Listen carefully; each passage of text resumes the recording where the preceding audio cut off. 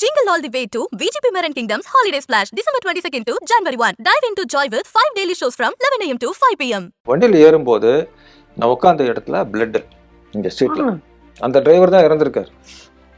நான் உட்காந்த உடனே பிச்சு பிச்சுன்னு ஓட்டுச்சு. அப்படி தொட்டா அப்படி வருது. என்னாச்சுன்னா அந்த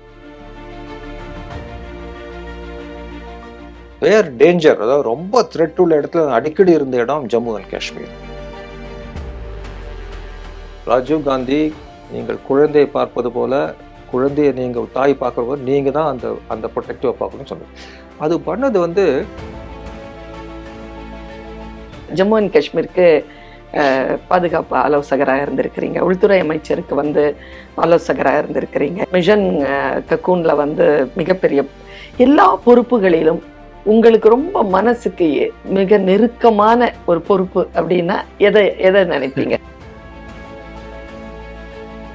உங்களுடைய கையில இருக்கக்கூடிய துப்பாக்கி முன்னால இருக்கிற ஒரு மனிதரை, உயிரை பறிச்சிருச்சு அப்படின்னும் பொழுது என்னைக்காவது சைலண்ட்ல உட்காந்துட்டு யோசிச்சிருக்கீங்களா எதுக்கு இந்த வேலை அப்படின்ட்டு? நீங்க உங்களுடைய லைஃப்ல வந்து பெரிய பெரிய பொறுப்புகள்ல இருந்திருக்கிறீங்க. நான் முன்னால் சொன்னது போல ஜம்மு அண்ட் காஷ்மீருக்கு பாதுகாப்பு ஆலோசகராக இருந்திருக்கிறீங்க, உள்துறை அமைச்சருக்கு வந்து ஆலோசகராக இருந்திருக்கிறீங்க, இங்கேயும் பல பல பொறுப்புகளில் இருந்திருக்கிறீங்க.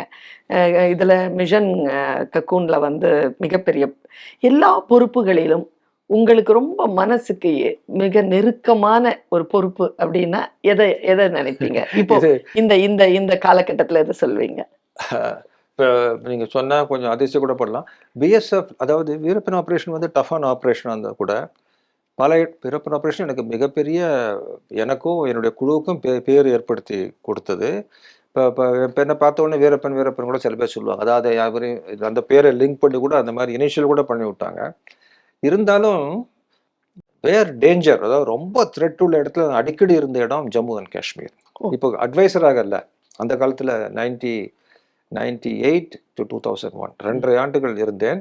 சின்ன பொய் எங்கள் ஒய்ஃப்கிட்ட சொல்லிட்டு தான் நான் போனேன். அந்த பொய் என்னவென்றால், நான் காஷ்மீர் போகும்போது இவங்கெல்லாம் டெல்லியில் இருக்கிறாங்க, என்னுடைய மனைவியும் 2 குழந்தைகளும்.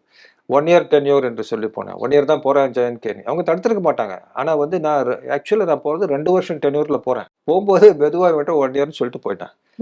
இங்கே கொஞ்ச நாள் கழிச்சு இவங்க ஒரு tour, she came for a trip to Kashmir. அப்போ அங்கே இருக்கிற பிஎஸ்எஃப் மனைவி அந்த ஃபேமிலி இதில் சர்க்கிளில் பேசும்போது அப்போ தான் இவங்களுக்கு தெரியுது. நானும் அங்கே உட்காந்துருக்கேன். 2 வருஷம் இருக்க போகிறாரு ஏதோ சொல்லிட்டு இருக்காங்க. அப்போ என்னை பார்க்குறாங்க இவங்க. அப்போது நான் அவன் திரும்பி வந்தோடனே ஒன்றும் சொல்லலை. திரும்பி வந்தோடனே ஓஹோ அப்படின்னு ஏதோ கிண்டல் பண்ணி ஏதோ ஒன்று கேட்டாங்க. 2 வருஷம் சொல்லவே இல்லையா தானே. அவங்களாம் ரொம்ப கஷ்டப்பட்டாங்க டெல்லியில் அந்த டைமில். நான் பாட்டுக்கு அங்கே இருக்கேன். ஆனால் அங்கே நான் சொன்ன மாதிரி ஒவ்வொரு நாட்களும் ஒரு இழப்பு. நாங்கள் டாமினேட் பண்ணுவோம். இந்த ஃபிதேன் அட்டாக்னு சொல்லுவாங்க. ஃபிதேன் அட்டாக்னா சூசைட் அட்டாக். அவன் கொண்டு வந்து அவன் சாவறதுக்கு தயார். அந்த மாதிரி தயார் உள்ள ஆட்கள் பயங்கரமான தீவிரவாதிகள். ஆப்கானிஸ்தான்லேருந்து வந்தவங்க, எல்இடி போன்ற குழுக்கள், பயங்கரமான பீக் இது நடந்துட்டு இருந்துச்சு. பிஎஸ்எஃப் வந்து, அதாவது ரேஷியோ பேசுவோம் நாங்கள். பிஎஸ்எஃப் எவ்வளோ ஆள் இறந்தாங்க, அவங்க எவ்வளோ ஆள் சேர்ந்தாங்க. இது பப்ளிக் கேட்கும்போது ரொம்ப விந்தையாக இருக்கும். என்னடா டெட் பாடியை வச்சு ரேஷியோ பார்க்குறாங்கன்னு சொல்லி ஒரு என்னடா அது போலீஸில் இந்த மாதிரி பண்ண.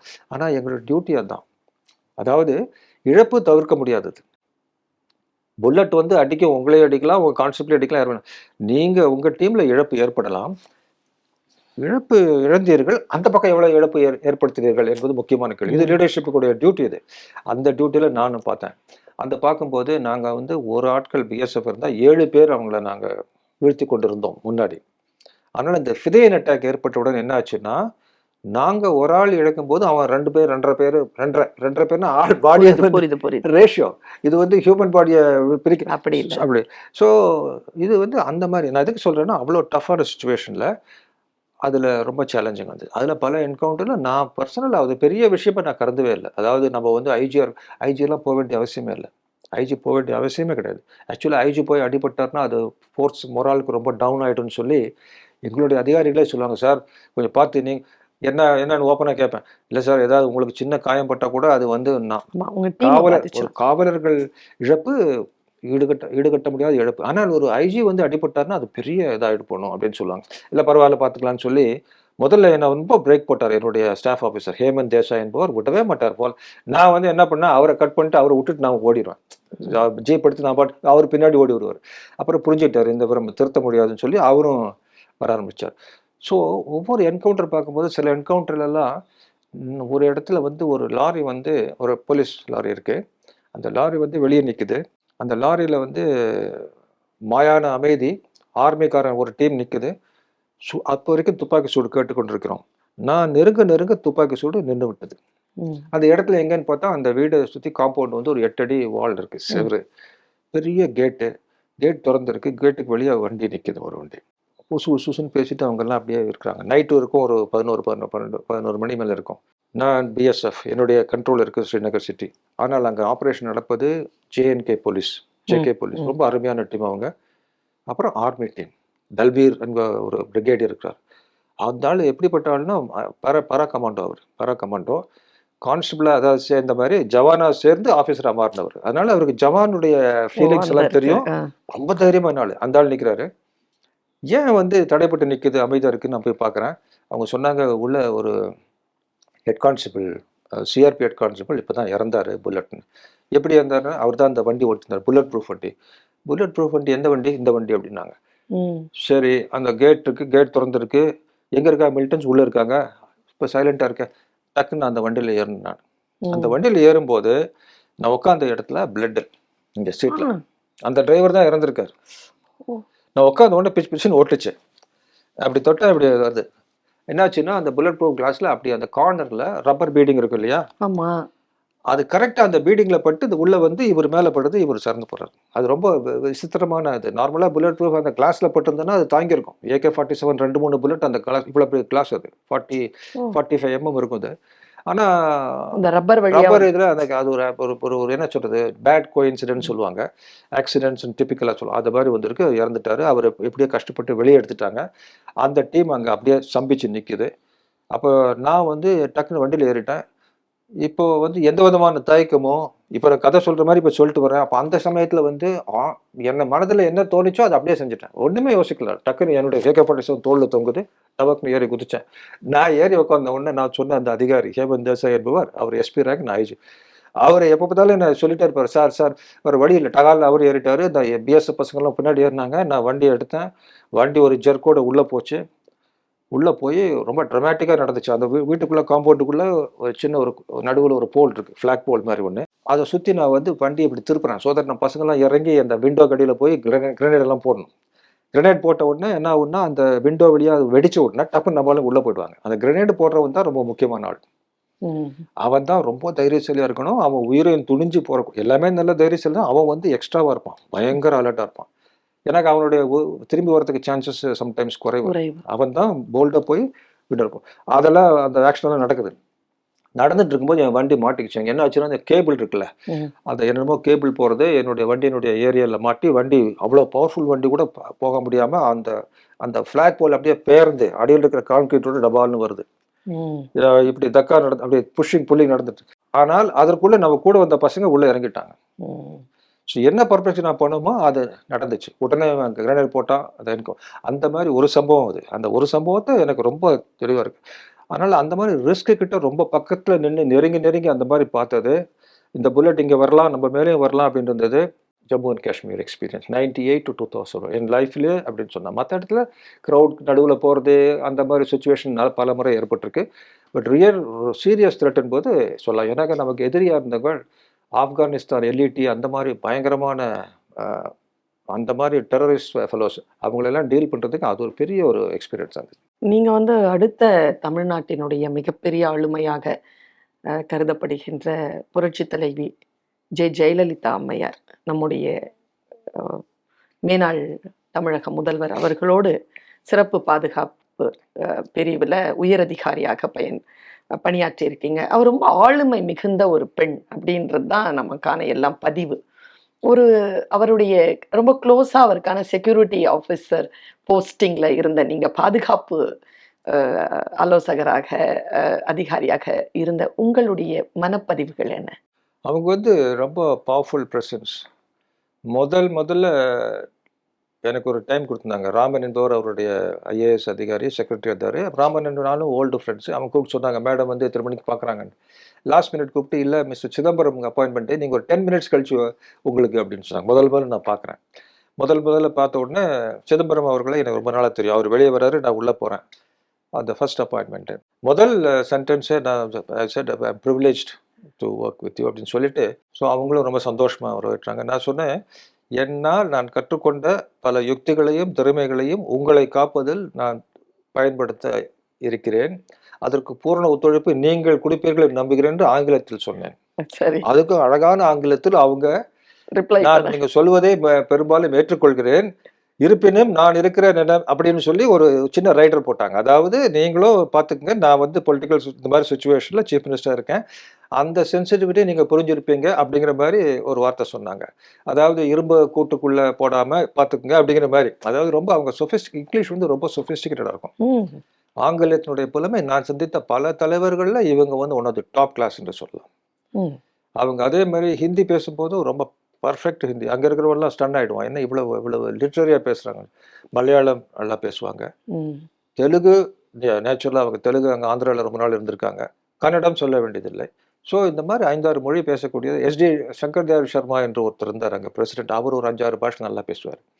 நம்ம நரசிம்மராவ் அவர்கள் நிறைய பாஷை பேசுவார். அது மாதிரி இவங்க ஒரு பாலிகிளாட், அதாவது நிறைய பாஷை பேசக்கூடிய திறமை உள்ளவர்கள். Very very charming and very very powerful charismatic personality. Memory fantastic. அதாவது ஒரு இது சொன்னாங்கன்னா ஒரு ரொம்ப நாள் கழித்து திருப்பி கரெக்டாக அது என்ன அப்படிங்கிறது அந்த நுணுக்கமான பாயிண்ட்டை சொல்லிடுவாங்க. என்னை பொறுத்தளவில் முக்கியமான காரணம், I didn't get overawed by her. I admired her. I liked working for her. She never interfered in my official professional இதில் இன்டர்ஃபியர் பண்ணுறதில்ல. While I had great admiration for her, I did not allow the admiration to dominate my thinking. Enaka matra, she is a big leader for all the people, masters, very powerful speaker, very domineering kind of personality, very knowledgeable and very clear about her things, decisive, very decisive. முடிவு பண்ணிட்டாங்கன்னா பயங்கரமான அந்த மாதிரி இருக்கக்கூடிய எல்லாம் இருக்கு. ஆனால் எனக்கு வந்து she is only a protector. Only என்றால் அதை நான் டிமினிஷ் பண்ணி சொல்ல விரும்பவில்லை. இதுக்கு காரணம் வந்து பேக்ரவுண்ட் வந்து என்னுடைய ட்ரைனிங். நான் சொன்னேன் இல்லையா, 2 பேர் மட்டும் கிளியராக பண்ணும். அது மிக கடினமான ட்ரைனிங். அந்த இன்ஸ்ட்ரக்டர் வந்து எங்களை ரொம்ப துன்புறுத்தி ரொம்ப இடைஞ்சல் பண்ணி எங்களை ட்ரெயின் பண்ணார். அவர் வந்து கிட்டத்தட்ட ஒரு ஆள் ஃபெயில் ஆச்சுன்னா எல்லாத்துக்கும் அடி விழும், அந்த அளவுக்கு ட்ரைனிங். அந்த ட்ரைனிங் எல்லாம் எந்த ஐபிஎஸ் அதிகாரியும் பண்ணதில்லை. கமாண்டர் ட்ரைனிங் பண்ணும்போது சில டார்ச்சர் ஏற்படும், கீழே விழுவோம், தள்ளுவோம். ஒரு 100 இது எழுதுன்னு சொல்லுவான், 100 தடவை புஷ்அப், 50லே புஷ்அப்பில் ஆள் விழுந்துருவான். இல்லைன்னு சொல்லி அவன் வேறட்டி திருப்பி, அது வேற விதமான அப்பாய். இது வந்து ஃபிசிக்கலாகவே அடி விழுந்துடும் ஆளுக்கு. அந்த மாதிரி ஒரு ட்ரைனிங். ஒரு ஆள் மிஸ்டேக் பண்ணால் அந்த மிஸ்டேக் இஸ் ஈக்குவல், எல்லாமே மிஸ்டேக் பண்ண மாதிரி. அப்போ என்ன ஆகுனா அந்த டீமினுடைய ஸ்ட்ரென்த் வந்து ரொம்ப ஸ்ட்ராங் ஆகும். அப்போ நம்ம என்ன பாவோம், இந்த நம்ம ஸ்ட்ராங்காக இருக்காங்கிறது முக்கியம் இல்லை, அவன் வீக்காக இருக்கானே அவன் எப்படி தூக்குறது அப்படிங்கிற ஒரு முயற்சி வரும். இது நான் கண்கூடாக எனக்கு தெரியும், ஆனால் கண்கூடாக பார்த்தது அங்கே தான் அந்த ட்ரைனிங்கில். ஸோ அப்படி ஒரு ட்ரைனிங் பண்ணிட்டு வரும்போது அந்த இன்ஸ்ட்ரக்டர் வந்து திருப்பி டெய்லி அவன் சைக்கலாஜிக்கல் ட்ரைனிங் கொடுப்பான், ஃபிசிக்கல் ட்ரைனிங் கொடுப்பான், சைக்கலாஜிக்கல் ட்ரைனிங் கொடுப்பான். அப்புறம் அவுட்டிங் வந்து வெளியே கொண்டு போய் ஒரு ஜங்கிள் ட்ரைனிங் மாதிரி, அப்புறம் ஆல்ப்ஸ் மலையில் ட்ரைனிங் மாதிரி பலவிதமான ட்ரைனிங் கொடுப்பாங்க. ஷூட்டிங் வந்து ரொம்ப தமாஷா இருக்கும். விட்னி ஹூஸ்டன் என்கிற பாடகி, பயங்கரமான பாடகி. அப்போ அந்த மியூசிக் பின்னாடி நடந்துட்டு இருக்கும். இந்த மாதிரி பெரிய கார்பெட், இதோட பெரிய ரூமாக இருக்கும். அந்த ரூமில் நம்ம உருண்டு புரண்டு அந்த மியூசிக் தகுந்த மாதிரி நம்ம டான்ஸ் ஆடிட்டு ஷூட் பண்ணுற மாதிரி காட்டணும். அதை ஷூட்டிங் புல்லட் கிடையாது. அவன் அதில் வந்து அவன் வாட்ச் பண்ணுவார். நீ இந்த மாதிரி பண்ணான்னா எனிமி ஒன்றை 3 தடவை சுட்டிருப்பான் அப்படின்னு சொல்லி உங்களுக்கு மிஸ்டேக்கை காட்டுவான். அதாவது இவர் எக்ஸ்போஸ் சார் அந்த வெராண்டெல்லாம் நம்மளை ஓட விடுவார். இப்போ இந்த சேரில் இடிக்காமல் நம்ம படாமல் டக்குன்னு வரணும், அங்கே இடிக்காமல் அதில் போகணும். அதாவது நெளிவு சுழிவுகளை அட்ஜஸ்ட் பண்ணிக்கொண்டு டாக்டிக்கல். இதெல்லாம் வந்து அவன் செய்யும்போது லைஃப்லேயே நான் பல தடவை படிச்சிருக்கேன் டாக்டிக்ஸ், பட் ப்ராக்டிக்கலாக பண்ணுறது ரொம்ப அற்புதமாக. அவன் பெரிய ட்ரெயினர், அவன் பயங்கரமான ட்ரெயினர், அவன் top level. Only personal training body guard மட்டும்தான் பண்ணுவோம் ஹை லெவலில். ஆகையினால அவர் சொன்ன முக்கியமான கருத்து, நீங்கள் எதுக்கு போகிறீங்க இப்போ இந்தியாவுக்கு, ராஜீவ்காந்தியை ப்ரொடெக்ட் பண்ணக்கூடாது. ராஜீவ்காந்தி யார், ஒரு அப்போ 100 கோடி என்னமா அந்த பாப்புலேஷனுக்கு தலைவர், அதெல்லாம் உனக்கு முக்கியம் இல்லை. நீ வந்து புல்லட் கேச்சர். புல்லட் வந்துச்சுன்னா கேட்ச் பண்ண வேண்டியது நீ தான் தடுக்கணும். நீ அவரை பார்த்துட்டு வாயை பொளந்துட்டு இந்த மாதிரி இருக்கக்கூடாது. புரியுதா அப்படின்னு சொல்லி பயங்கரமாக திட்டி, கண்டபடி திட்டி, தமிழில் ஏசின்னு சொல்லுவான். அந்த மாதிரி சொல்லி அந்த கருத்தை அவன் வந்து உங்கள் மனசில் பதிய வைக்கிறான். அந்த இன்டாக்டினேஷன் என்று சொல்லுவார்கள். அந்த அந்த இன்டாக்டினேஷன் அது அந்த சொல்கிற விதம் வந்து மறக்க இயலாது. அதை எழுத வச்சிருவோம் நம்மளை. நான் சொல்கிறத வந்து நைட்டு எழுதி நாளைக்கு காட்டுமா. அவன் வந்து ஒரு 4 மணி நேரம் பேசியிருப்பார். அதாவது 8 மணி நேரம் ஓட வச்சிருப்பார். 4 மணி நேரம் ஓடும்போது அது எப்படி ஞாபகம் வச்சு அதை எப்படி ரிக்ளைட் பண்ணுறது பெரிய பிரச்சனை. நாங்கள் 5-6 பேர் 6 பேர் நானும் 5 பேர் உட்காந்துருக்கோம். அதில் நாங்கள் ஈர்த்துக்கணும். அவங்க எல்லாம் பாவம் ஹிந்தி மட்டும்தான் அதிகம் பேசக்கூடிய ஆட்கள். நான் மட்டும்தான் ஆங்கிலம். இன்னொருத்தர் பரவாயில்ல, 2வது ஆள் ஒரு ஆங்கிலம். மற்ற 4 பேரும் பிளாங்க் ஃப்ளைட். அப்போ என்ன சொல்றானே இவங்களுக்கு ஃபுல்லாக ரெஜிஸ்டர் இருக்காது. ட்ரெய்னர் ஃபுல்லா English man. That fellow is some other man. He speaks in German and Italian. And the lady who is assisting him is a Czechoslovakian lady and another lady is from Bulgaria or Hungary நினைக்கிறேன். They are the ones who will translate that into other languages. அவன் என்ன ரெண்டுல ஒன்று திடீர்னு இட்டாலியனில் பேசுவான், ஜெர்மனில் பேசுவான். அந்த பொம்பளைங்க அதை மாற்றி எங்களுக்கு கொடுக்கணும், நாங்கள் அதை புரிஞ்சுக்கணும். ரொம்ப இன்ட்ரெஸ்டிங்காக இருக்கும் அந்த எக்ஸ்பீரியன்ஸ். இப்போ அது பின்னாடி அப்போ வந்து அவ்வளோ இன்ட்ரெஸ்டிங் இல்லை, ரொம்ப டஃப்பாக இருந்துச்சு. அப்போ என்ன சொன்னார்னா, don't get over on. Rajiv Gandhi, நீங்கள் குழந்தையை பார்ப்பது போல குழந்தையை நீங்கள் தாய் பார்க்குற போது நீங்கள் தான் அந்த ப்ரொடெக்டிவாக பார்க்கணும்னு சொன்னார். அது பண்ணது வந்து ரொம்ப யூஸ்ஃபுல்லாக இருந்துச்சு. அதனால் நான் வந்து ராஜீவ்காந்தியை பார்த்து ரொம்ப அன்பாக நல்லா இருந்தால் கூட நான் வந்து இவர் பிரைம் மினிஸ்டர்னு பயந்தது கிடையாது. அதே இதில் தான் நான் சிஎம்மோடய நான் இருந்தேன். அவங்களும் அதை பற்றி அப்ஜெக்ட் பண்ணவே இல்லை. அதுக்கோசரம் வந்து ரொம்ப அகங்காரமாவோ கர்வமாவோ அப்படி இல்லை. Professionally perfect, professionally protective. She is charismatic, she is boss for everybody, but you she is a protective. இந்த ஃபிலாசபி வந்து ரொம்ப simple and straight. And I think I was able to maintain that line. She also did mind that. ரொம்ப அந்த அனுபவத்தை உங்க கை கோர்த்துக்கிட்டு அப்படியே நாங்க அந்த அம்மையாரோடையே பயணம் பண்ண மாதிரி இருந்தது. அதுவும் உங்களுடைய ட்ரைனிங்கோட கூட உட்கார்ந்துக்கிட்டு நீங்க ட்ரெயின் ஆகிறத பாக்குற மாதிரியே இருந்தது. நீங்க சொன்னது, நீங்க வந்து போலீஸ் அதிகாரியா இருக்கிறீங்க, அப்பா வந்து போலீஸ் அதிகாரியா இருக்கிறாரு, ஐஜியா இருந்து கூட நீங்க வந்து கரெக்டா எடுத்து ஃபீல்டு ஒர்க் பண்ணியிருக்கிறீங்க. போய் அங்க நின்று ரத்தத்தையும் புல்லட்டையும் டைரக்டா வந்து சந்திக்கிற ஒரு சூழல் உங்களுடைய வாய்ப்பு உங்களுடைய பணியில வாய்ச்சிருக்கு. உங்களுடைய கையில இருக்கக்கூடிய துப்பாக்கி முன்னால இருக்கிற ஒரு மனிதரை, உயிரை பறிச்சிருச்சு அப்படின்னும் பொழுது என்னைக்காவது சைலண்ட்ல உட்காந்துட்டு யோசிச்சிருக்கீங்களா, எதுக்கு இந்த வேலை அப்படின்ட்டு? இல்லை, இப்படி யோசிச்சிருக்கேன். நான் இந்த வேலைக்கு வந்துட்டேன். இந்த வேலைக்கு வந்தபோது அரசு சொல்லி என்கிட்ட துப்பாக்கி கொடுத்துருக்கு, தடியை கொடுத்துருக்கு. புத்தியை பொறுத்தவரை கூர்மையாக வச்சுக்கணும். சட்டம் என்னங்கிறது தெரியறதுக்கு பிரெயினை வந்து ஷார்ப்பாக வச்சுக்கணும். ஃபிசிக்கல் ஃபிட்னஸ் உங்களுக்கு வேணும். பிகாஸ் நம்ம ஒரு படையின் தலைமை தாங்கும் பொழுது நம்ம மற்றவங்களுக்கு வந்து ஒரு இதாக இருக்கக்கூடாது, ஸ்லாக் ஃபெல்லவாக இருக்கக்கூடாது. கண்டிப்பாக. ஸோ வி ஷுட் பி, அந்த ஒரு கான்ஷியஸ்னஸ் அவேர்னஸ் இருக்குது.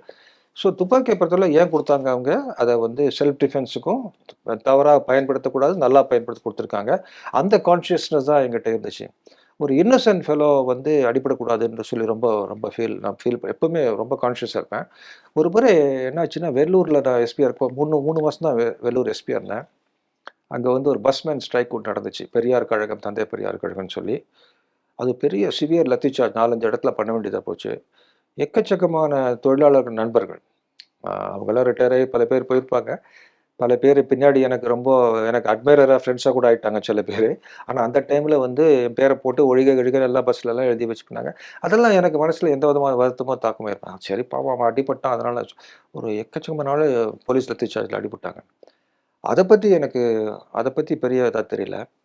ஆனால் ஒரு அப்ரெண்டிஸ் ஒருவர் ஒரு போலீஸ் ஃபயரிங்கில், நான் வந்து கலெக்டர் கூப்பிட்றாங்க, சிவகாமி என்ற கலெக்டர் நினைக்கிறேன். அவசரமாக கூப்பிட்றாங்க. நான் வறுத்து விட்டேன். நான் வந்து ஃபீல்டில் இருக்கேன், இங்கேருந்து வரமாட்டேன். இல்லை இது பீஸ் கமிட்டி மீட்டிங் நடக்குது, கண்டிப்பாக வரணும்னு சொல்லி எனக்கு திருப்பியும் கால் வந்துச்சு.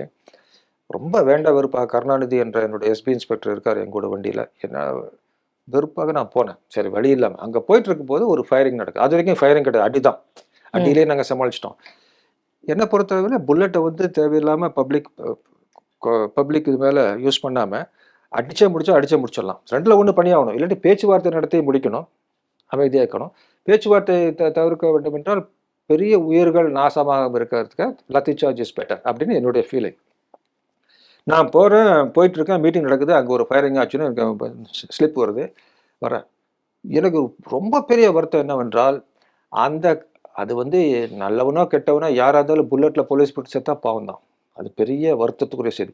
ஆனால் அன்னைக்கு அடிபட்ட ஆளு ஒரு அப்ரெண்டிஸ். அவன் பாவம் அப்புறாணி, அவன் ஒன்றுமே சம்மந்தம் இல்லாத ஆள். என்னாச்சுன்னா அந்த அந்த சர்க்கியூட் ஹவுஸ் பக்கத்தில் ஒரு ஒரு ஒரு டிப்போ இருக்குது. அந்த டிப்போ கிட்ட தகராறு ஆன உடனே ஃபயர் பண்ண உடனே அந்த புல்லட் கான்கிரீட் இதில் பட்டு, கான்கிரீட் ஃப்ளோரில் பட்டு, அது ரிகோஷி என்றால் அது எடுத்து ஈகோ வார்த்தைகள் ஈகோ வர மாதிரி அந்த புல்லட் அது எகிரி போய் இவரை போட்டு இவர் மேலே விழுந்து இதாச்சு. அவர் அப்ரெண்டிஸ் பாவம், அவர் இன்னும் டியூட்டியில் கூட ஃபுல்லாக சேரல. அப்போ அந்த அந்த இழப்பு வந்து எனக்கு ரொம்ப, அந்த வெள்ளூர் லத்தி சார்ஜை பற்றி நான் வந்து யோசிக்கவே இல்லை. அந்த இழப்பு வந்து தவிர்த்திருக்கலாமோ என்று பலமுறை நான் சிந்தித்திருக்கிறேன். அதனால நீங்கள் கேட்ட கேள்விக்கு சுருக்கமாக பதில் சொல்லணும் என்றால், போலீஸ் என்றால், புல்லட் என்றால் அதை தவிர்க்க முடியாத சுச்சுவேஷனில் கரெக்டாக செய்யறது தெரிந்திருக்கணும். இல்லாட்டி அவங்க துப்பாக்கியே கொடுக்கூடாது. துப்பாக்கி எடுத்தா அதுக்குள்ள என்ன சொல்றது, வில் எடுத்தா அதுக்குள்ள வில்லாளி வீரன், இல்லாட்டி வீரனா இல்லைன்னா அதுக்கு. தூத்துக்குடியில வந்து பொதுமக்கள் போராட்டம் நடத்தும் பொழுது ஒரு வேன்ல வந்து வெளிப்படையாக ஒரு போலீஸ் மேன் கையில வந்து துப்பாக்கி எடுத்து பொதுமக்களை நோக்கி சுட்டு 13 பேர் உயிர்கள் வந்து பலியான அந்த சம்பவத்துல ஒரு போலீஸ் அதிகாரியா நீங்க எப்படி அதை பார்த்தீங்க? நான் வந்து ஃபுல் கமெண்ட் அந்த not competent or proficient. Competent means எனக்கு அந்த தகுதி அதுக்குள்ள ஜூரிஸ்டிக்ஷன் கொடுக்கல. ப்ரொஃபிஷியன்ட் என்றால் அந்த நாலேஜ், அந்த டெப்த் ஆஃப் கம்ப்ளீட் நாலேஜ். அதனால் இதை பற்றி சொல்வதை நான் தவிர்க்க விரும்புகிறேன். ஆனாலும் ஒன்று, அந்த அந்த குரூப்பில் வந்து ஒரு வயலண்ட்டான ஒரு குரூப்பை வந்து நம்ம இமோபிலைஸ் பண்ணணும் அப்படின்றால், சுட வேண்டும் என்றால் காலிலோ வேற வழிகள் இருக்குது. ரப்பர் புல்லட்ஸ் இருக்கிறது, மற்ற புல்லட். அது எந்த தருணத்தில் எப்படி சுட்டாங்க, ஒரு பிக்சர் ஏதோ பார்த்தேன் வண்டி மேலே நிற்கிற மாதிரி. ஸோ அது பார்க்கும்போது அவ்வளவு பிரமாதமாக தெரியல, எனக்கு நல்லதாக தெரியல. அது வந்து it's not a very edifying thing. But I would rather not comment on this subject because I don't have the full information on how it was ton.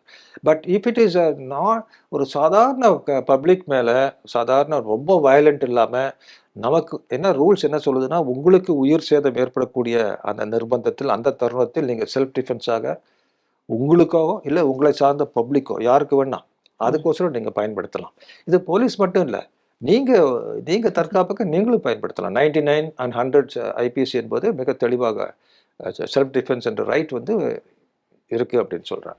Police என்று வந்தவுடன் நமக்கு போலீஸ் மேலே, போலீஸ் சொன்ன உடனே நம்பிக்கையாக செய்வாங்க அப்படின்னு ஒரு நம்பிக்கை பப்ளிக்கு இன்னும் நல்லா ஏற்படணும் அப்படின்னு என்றால், போலீஸ் வந்து உங்களை மாதிரியான போலீஸ்காரங்களை பார்த்து நாங்கள் பயப்படணுமா, மரியாதை கொடுக்கணுமா?